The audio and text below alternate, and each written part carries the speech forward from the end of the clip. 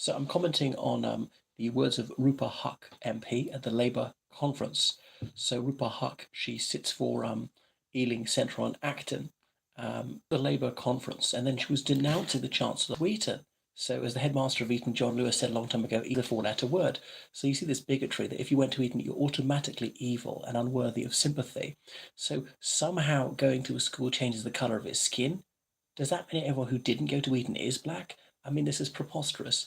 This is part of the left's just assault on truth and pretending that words don't mean what they actually mean. And so it's flagrantly racist because Miss Huck, she doesn't attack whites for being conservative. She might attack them for being conservative, wouldn't say it's wrong for a white to be conservative, but she claims that it is wrong for a black person to be conservative. So she believes that black people should have fewer rights than white people. So she wants to discriminate. So whites, according to Miss Huck, we're allowed to be conservative, but black people aren't. They have to be in the Labour Party.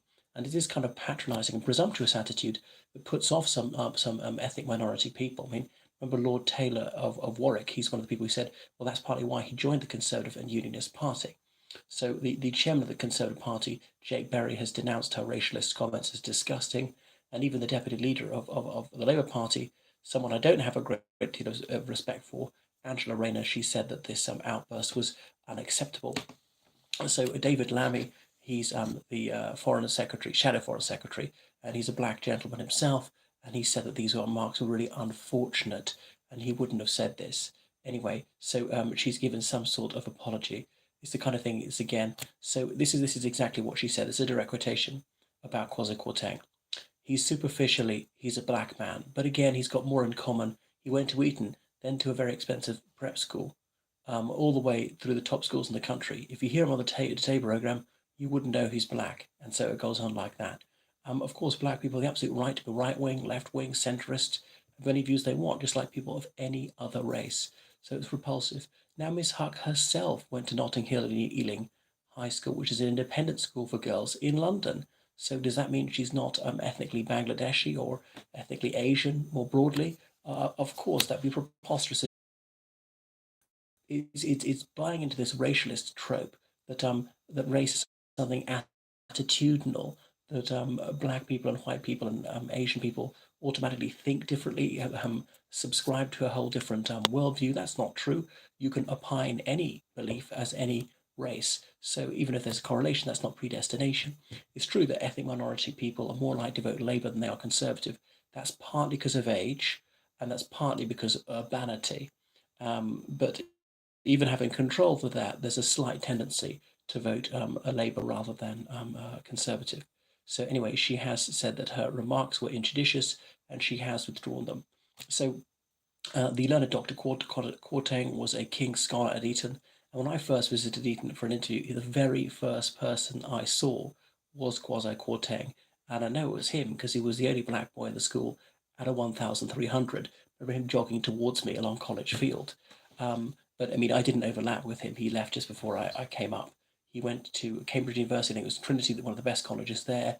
He was on University Challenge. He got the top prize in history at Cambridge, 2 years out of his three there. He was a Kennedy Scholar at Harvard. He came back. He completed a PhD at Cambridge University in the coinage crisis of 1696. He was a banker.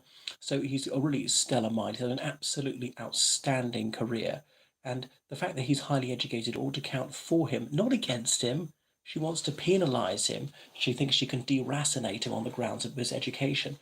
And again, it ties into this racist trope that reading is acting white, or black people cannot have erudition, shouldn't pursue tertiary education. It's preposterous and it's noisome.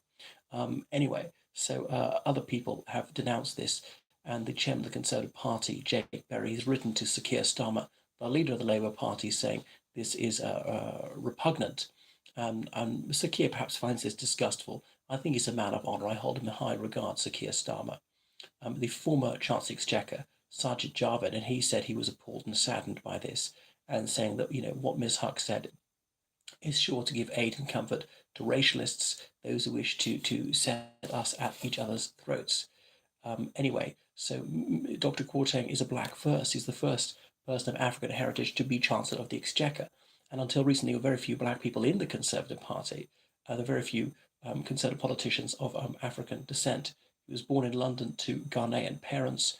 He's a British citizen. He's absolute right to be here, just as Miss Huck does, and to rise to the highest office in the land. So ought to be commended and not condemned for his success, just because he doesn't happen to see eye to eye with Miss Huck on everybody else. And no, the Labour Party does not have the right to the automatic loyalty of ethnic minority people.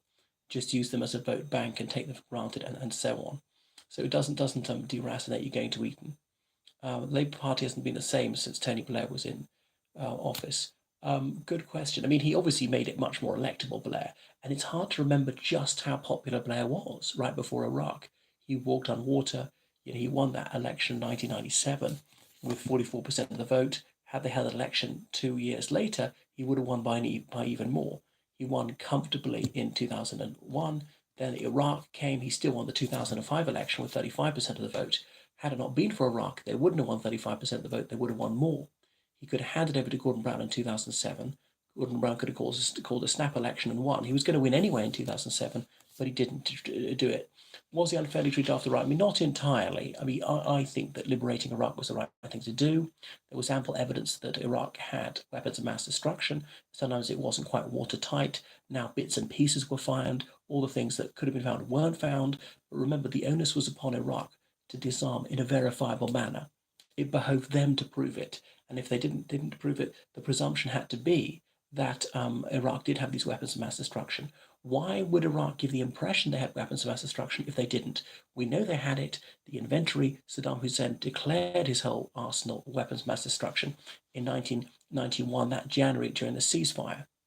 The ceasefire was contingent upon Iraq divesting itself of weapons of mass destruction in a verifiable way that had to be certified by United Nations weapons inspectors. And as they never did that, the war continued. There was a no-fly zone for 12 years over northern Iraq, over southern Iraq, and that thereby allowed the Kurds to be free from genocide, and so on. There were numerous air raids because he played cat and mouse with the weapons inspectors for 8 years. After continually frustrating their efforts for 7 years, they finally withdrew from the country. There was an attack on US troops in Kuwait right before the liberation of Iraq, and on and on and on. So because of the lack of cooperation, that's why the liberation went ahead, and the blame was on him. It was not on the coalition of the willing. Remember, Iraq was in breach of something like 18 United Nations Security Councils, and the last one saying that, if you don't give us full and immediate cooperation, then serious consequences will follow.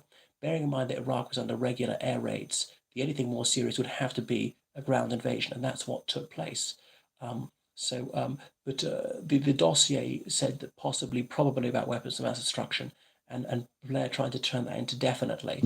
So it was selectively quoted, it was deliberately misquoted, and things like that. So there was some dishonesty on him. But even if we had had another UN resolution specifically authorizing that, some of the left wingers would have been against liberating Iraq, would prefer a genocidal tyrant to remain there.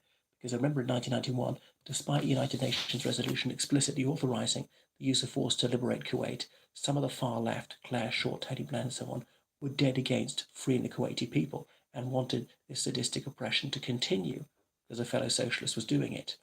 Right, thank you so much for watching, and condemn racialism in the detestable Labour Party. Thank you, goodbye.